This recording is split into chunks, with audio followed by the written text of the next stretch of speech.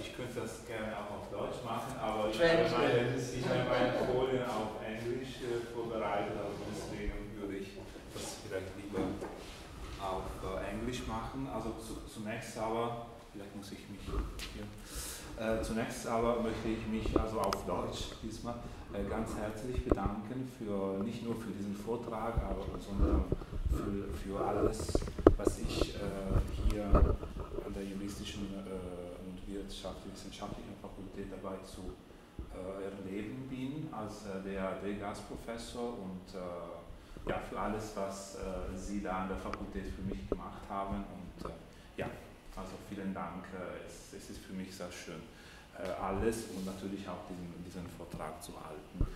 Okay, ich werde jetzt die Sprache wechseln sozusagen, so today I would like to tell you something about Italian labor law in times of economic and financial crisis, so about the changes of Italian labor law due to the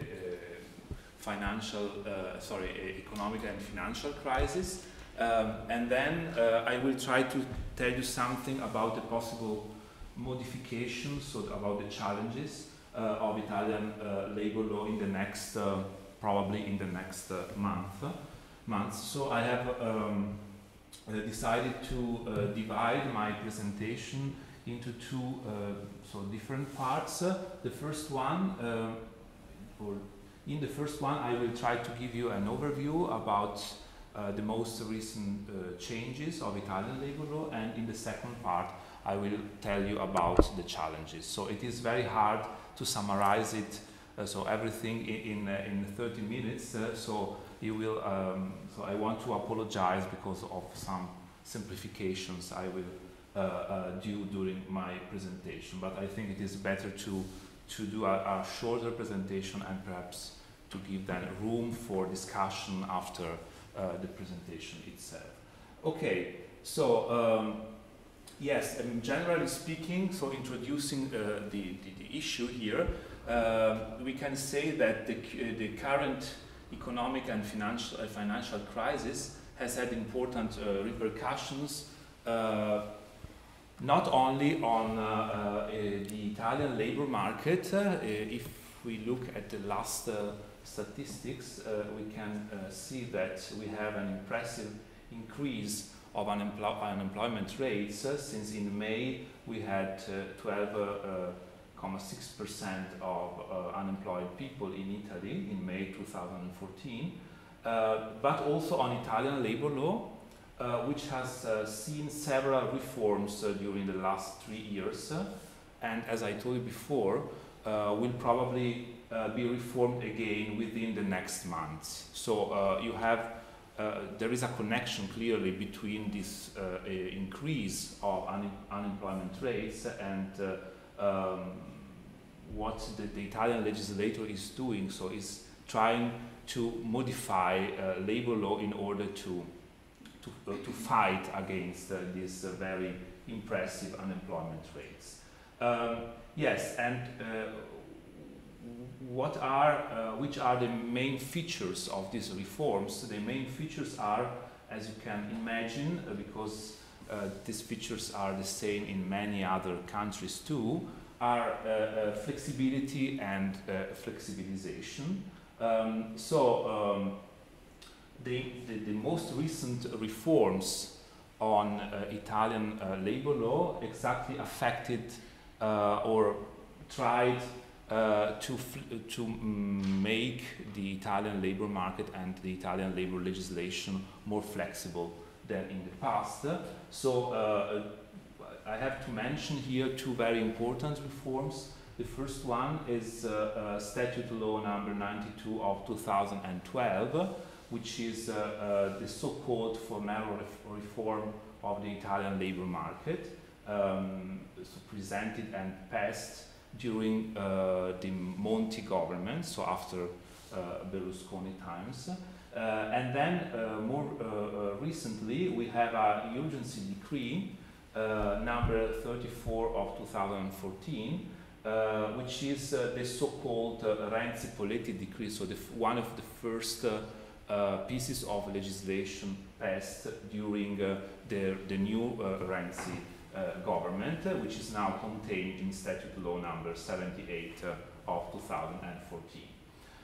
So these reforms affect mainly regard mainly flexibility and flexibilization of the Italian labor legislation. I will tell you something more about flexibility and flexibilization in a few minutes. What I would like to add here is that you have to consider that these last reforms of the Italian labor legislation do not really represent something new for us, for the Italian labor law. They rather try to simply increase the already introduced flexibility. So we can say that these last reforms are strictly connected with other reforms we already had in the past, and especially two very important statute laws. The first one is Statute Law number 196 of 1997, which is a very so-called Pacchetto 3, which is a very important reform because it was the first Italian statute law that really introduced flexibility into the labor legislation. And then we have the perhaps more famous reform made by the Berlusconi government in 2003, and it is the so-called Biagi reform number 276 of 2003. It is called Biagi reform because this Italian labor lawyer, Marco Biagi, who was then killed by the Brigate Rosse, was one of the main authors of this very important fundamental reform of the Italian labor law. Now, I told you that these reforms try to make Italian labor legislation more flexible. But the problem is, what does flexibility mean? Because everyone of us knows what probably flexibility means, and so on and so forth. But if we think about it, we have to distinguish among different possible meanings of the term flexibility. So at least in the Italian labor law and in the Italian labor law debate, three different kinds of flexibility, let's say, exist. The first one is what we call in Italian flessibilità in entrata, which is flexibility regarding employment contracts or flexible employment contracts. Then we could have internal or functional flexibility, which is called in Italian flessibilità funzionale or interna. And then we have a third possible meaning of the term flexibility, which is flexibility concerning the termination of employment, so flexibility concerning dismissals. How the legislation about dismissals is flexible. So these are the three possible meanings of the term flexibility, and I think this very quick description of these terms is important in order to understand what really the Italian legislator did with regard to flexibility in our labor law system. Because if we look at all the reforms I mentioned so far, starting from 1997 until now, we have to admit that in practice the Italian legislators, so the Italian government, the Italian parliament, decided to adopt reforms which simply or just considered mainly the first kind of flexibility. So the so-called flessibilità in entrata. So it means that starting from 1997, the Italian legislator has introduced many different forms of flexible employment contracts, or it has made more flexible already existing forms of flexible contracts. Yes, and this happened especially with regard to subordinate work, because we have here to make a difference between subordinate work and so employees and self-employment, where in Italy, but I think the situation is quite similar also in Germany, there was for a certain period of time, especially in the 90s, a quite important abuse of self-employment contracts in order to gain flexibility, because employment contracts, also the flexible ones like fixed-term contracts, were too rigid. And so this is the reason why many employers decided to use self-employment contracts, especially what we call in Italy economic dependent workers or project workers, which are more or less similar to the concept of Werkverträge or arbeitnehmerliche Personen in German law. So here you have to distinguish, because the legislator has tried to make subordinate work more flexible, and on the contrary, it has tried to fight against the abuses concerning self-employment. In any case, just to give you an idea, the Italian Parliament and the Italian government made more flexible or revised this or the following employment contracts, like especially I would say fixed-term contracts, then also temporary work, part-time, and then the Biagio reform introduced job on call and job sharing. And then, as I told you before, some other contracts like occasional work, which is self-employment, and also project work have been revised in order to fight against the abuses. In any case, this first part here, from fixed-term contracts to job sharing, these are contracts of employment, employment contracts that have been made more flexible by the legislator during the years. And here perhaps we have the most important changes during this last, as I told you before, these last 2-3 years, because, okay, I told you before that these modifications have been adopted during a quite long period of time. But regarding this first kind of flexibility, so flessibilità in entrata, we have to consider that the changes made by the last reforms, especially the Fornero reform 2012, and also by the Renzi-Poletti decree now in 2014, were particularly important because of the crisis. And here you can see that especially with regard to fixed-term contracts, we had a very, very important modifications since, as you know, also in German labor law, we have also an European directive on this issue on fixed-term contracts. You know that fixed-term contracts, in order to be signed, have to be justified.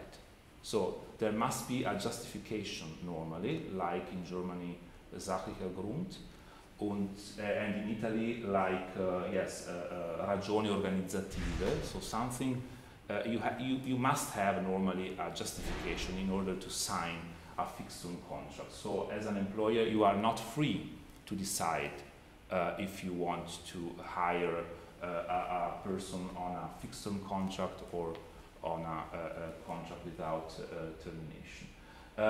And these modifications were and are, from my point of view, very important because they exactly affected the need, the obligation of justifying this kind of contracts. And regarding the conclusion of fixed-term contracts, starting from 2012, we have the possibility, or employers have the possibility to sign this and to choose to conclude this kind of contracts without justification for in the Fornero reform initially, so in 2012, for 1 year. And then after the most recent reform, this decree of 2014, presented by the Renzi government, it is possible to conclude fixed-term contracts without justification for a period of for a maximum of 3 years. So nowadays it is possible in Italy to conclude fixed-term contracts without justification for a period of maximum 3 years. So a rule which is similar to German labor law, but in German labor law you have this possibility for a maximum of 2 years. So Italy is nowadays, or Italian labor law is nowadays more flexible also than the German labor law from this point of view. Yes, so if we think also about the most recent reforms, we have to admit that the Italian legislator has concentrated on this first kind of flexibility. And then the question is why? Why has the legislator decided to concentrate on this issue and not on other kinds of flexibility? So the main reason is due to the fact that Italian trade unions were against the introduction of other forms of flexibility, especially with regard to employment termination. So we are discussing in Italy about the possibility to make our legislation on dismissals more flexible since many years. So for example, Berlusconi has tried to modify this law in 2001, 2002, but he was not able to do so because exactly of the fact that trade unions were against this modification. And here it is perhaps interesting to point out that the economic and financial crisis, and also I would say the pressure coming from the European Union, has really weakened the opposition of trade unions in a very significant way. And so we have to consider that starting from 2012, the Italian legislator has also started to make some modifications about dismissals. So generally speaking, we have to say that most of the modifications concern so far employment contracts, so flexible employment contracts. But we also have to say that starting from 2012, the Italian legislator and especially the Monti government, because of different reasons, so the crisis, but also the EU pressure, has started to modify also the Italian legislation on the protection against unfair dismissals. So, and here I would say that the pressure of the European Union was particularly important, since you know about all the stories concerning the Berlusconi government in 2011. At least we Italians know very well what happened at that time.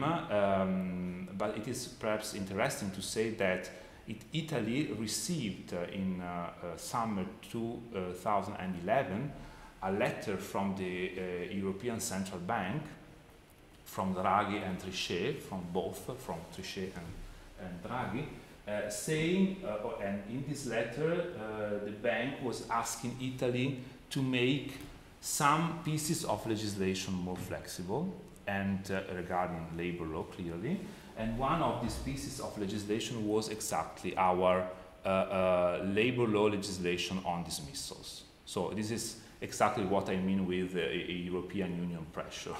So you receive a letter saying that you have to make your legislation more flexible about dismissals. And why? Because our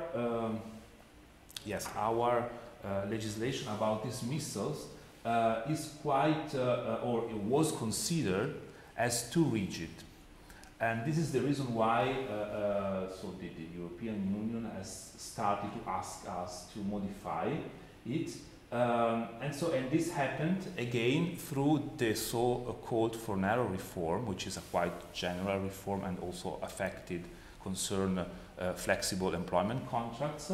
But probably this reform is particularly famous because, as I told you before, this reform was able to break a taboo for Italian labor law and Italian labor lawyers that, as I told you before, in the years before, Berlusconi had not been able to break.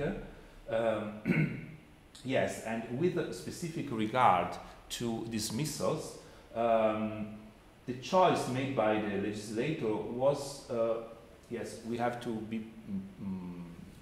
be precise here, was not to change the reasons for a fair dismissal, which are the same as they were before, but rather to modify the kind of protection guaranteed to unfairly dismissed employees. So if you are unfairly or have been unfairly dismissed, what happens?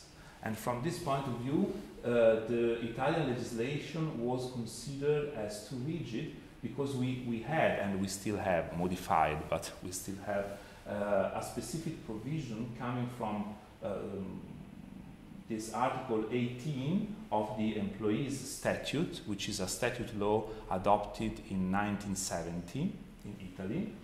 And this article, it's a very complicated provision. I really just try to summarize some points here. This Article 18 provides for the reintegration of unfairly dismissed employees. So it means that if you have been or if you were unfairly dismissed, then you had this right after the labor trial, clearly, to be reintegrated by the employer. And this was considered as too rigid because the main idea was to try to change this law in order to replace this reintegration with just a monetary compensation. Okay, it was also possible in some cases, but the main idea was to change this in order to reduce the possibilities of reintegration and to increase the possibilities of a simple monetary compensation to the unfairly dismissed employee. And this happened. So according to the modifications made during the Monti government by these Fornero reforms, nowadays the cases in which it is possible to reintegrate employees are very limited and are there is a big discussion here because, as you can imagine, this statute law was passed by this very strange coalition between right and left, what is well known in Germany, but not really in Italy. So this Article 18 in its actual current version is a provision which is, I think, if I remember well, 6-7 pages long. So it provides for a very, very complicated regulation because they could not agree, in the parliament, and so they simply adopted a very complicated legislation. But just to summarize, you have to consider here that the possibility to reintegrate employees is very has been significantly reduced. And the most important cases in which you can be reintegrated are the cases of discrimination. So if you have been discriminated by your employer, and you can be reintegrated. So the problem of Italian labor law is that, so in comparison with the German one, is that normally the judges decide, so they give give their decision to the parties of the trial. So we don't really have in our labor trials this idea of trying to look for an agreement among the parties. And so this is the reason why this idea of reintegration is particularly important here, because then if the judge tells the employer that he or she has to reintegrate, he or she has to reintegrate. So this is the reason why it was very important for the Monti government to modify this rule. Yes, but I just would like to add something here in order to understand that sometimes yes, existing rules are described in a not completely correct way, since it is true that we have in Italy this rule about reintegration of unfairly dismissed employees, but you also have to consider that this rule only applies with regard to big enterprises, or better, to enterprises that have more than 15 employees. And you have to consider that in Italy, normally enterprises are very small. So it is true, or it was true that our legislation was probably rigid, but you have to consider that this kind of legislation, so the principle of reintegration, was applicable just in these medium, big-sized enterprises. So I can't tell you exactly the percentage, but with regard to most of the Italian enterprises, we had also before these changes, we had the rule of monetary compensation. So probably it was too rigid, but you have to consider that in any case it was applicable just in not really in the small sized enterprises. Yes, and now, if I am correct, yes, I just would tell you something about the challenges. Because here, as you could understand, the Italian legislator has decided to concentrate on flexible employment contracts, and it has started in the last years to modify also the flexibility, or to modify, sorry, or better, to introduce flexibility with regard to dismissals. Yes, and what happened in the last years in Italy because of this idea of just introducing new contracts of new flexible contracts of employment, the result was that nowadays in Italy, but probably this is a problem that affects also other countries, we have what we call in Italian dualismo del mercato del lavoro, so which is dualism of the labor market, because after all these modifications in the Italian labor law legislation, we have to distinguish between very protected standard old employees, which are the employees that enter their enterprises in the 70s, in the 80s, at the beginning of the 90s. And then we have precarious, much less safeguarded young employees that have been hired, have been hired on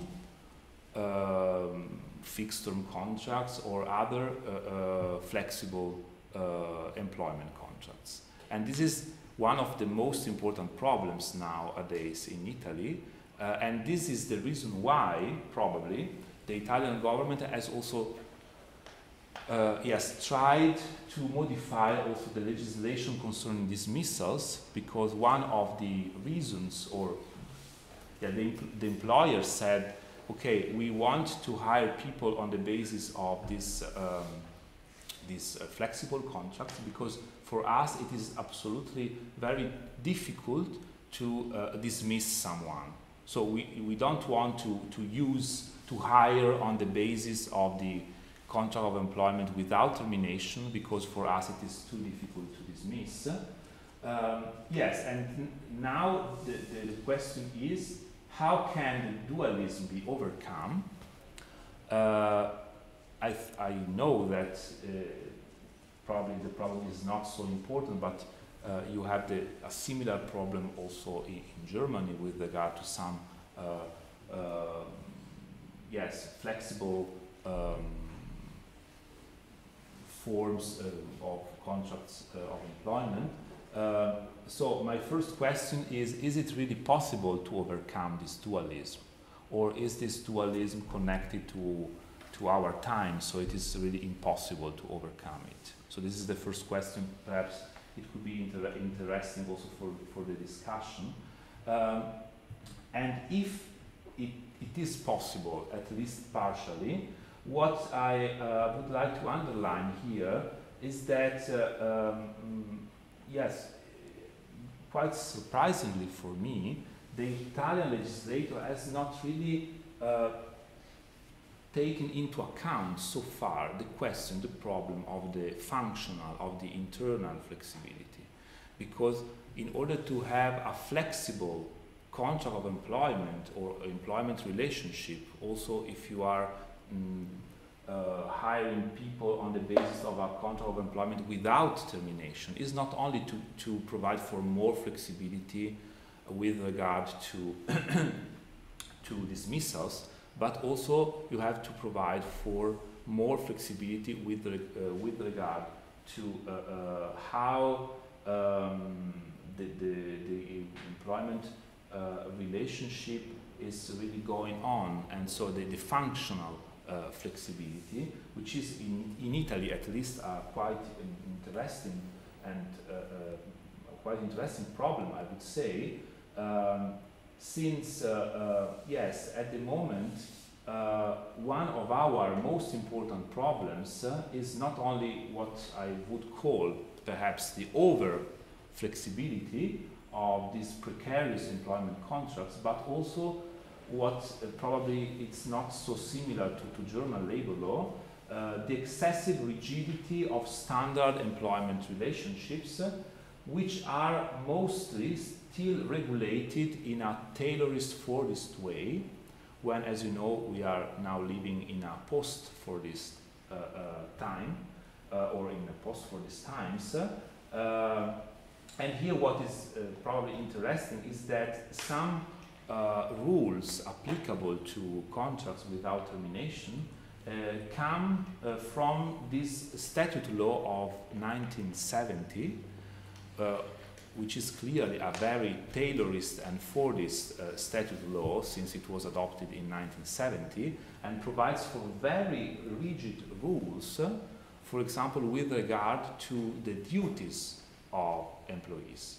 So duties can be, sorry for this term, used by the employer just for the duties that you can find in the contract, and so these duties cannot be changed by the employer if they are, if the new duties are not equivalent to the old duties. So it's a concept, if I have understood well, that the German labor lawyer does not really understand. Okay, because it's a very rigid idea of using the or of making the employees work in the enterprise.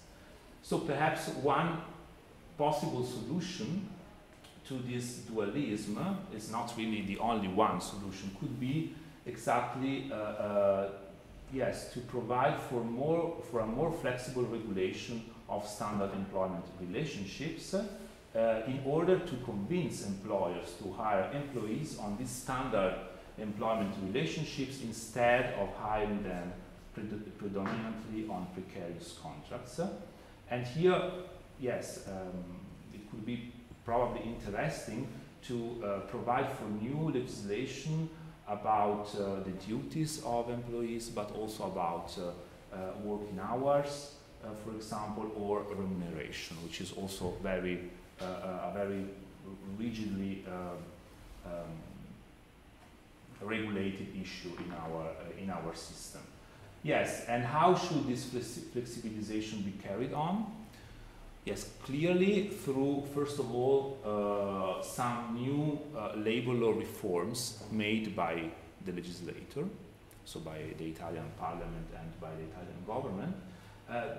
Here could be very important also the possible role played by the social partners, because I have the impression that, for example, with regard to the German model, after the Agenda 2010 and so on, the social partners had played a very important role in yes, in helping the system to overcome the crisis, which is a very problematic issue in Italy. If you want, we can discuss about it later. And a third very important point, which is absolutely not developed in our system, is the necessity of accompanying the reforms made by the legislator or by the social partners with a new arrangement of the Italian social security system, and in particular of Italian social cushions system, which is a very, very complicated and problematic issue in our system. Yes, this seems to be, at least partially, the way the Renzi government wants to pursue within the next month with its reform proposal called, in English, Jobs Act, because yes, I have here this proposal, if you want, is not really, is a delegation, is a proposal of a delegation statute law. It means that the parliament will simply adopt general rules, and then the government will implement these rules through specific decrees. So it's a way to legislate, which is provided for by our constitution, and you have delegation statute laws, and then you have legislative decrees made by the government. And here, if you look at this proposal, you have some fundamental points. The first one is the social security system should be revised. Stronger activation measures, which is also a very important problem in our system. So it works much better in Germany. Stronger activation measures should be introduced. So then precarious employment contracts should be reduced, revised. And here in this statute law you see another quite interesting idea, which is to create just one kind of labor contract, which is, in my opinion, impossible, because you have 35 different possibilities, and it is very difficult to reduce to just one, which we call contratto unico. And this idea would to create or to provide for a contract where the protection of the employee is increasing with the years. So, for example, in the first 3 years, no protection against dismissals. So between the 4th and the 6th year, just monetary compensation, and so on and so forth. So this would be this idea, but I don't really know if it is possible to implement this kind of idea. And then the fourth point is that administrative duties should be strongly diminished by, so this is also one of the contents of the law.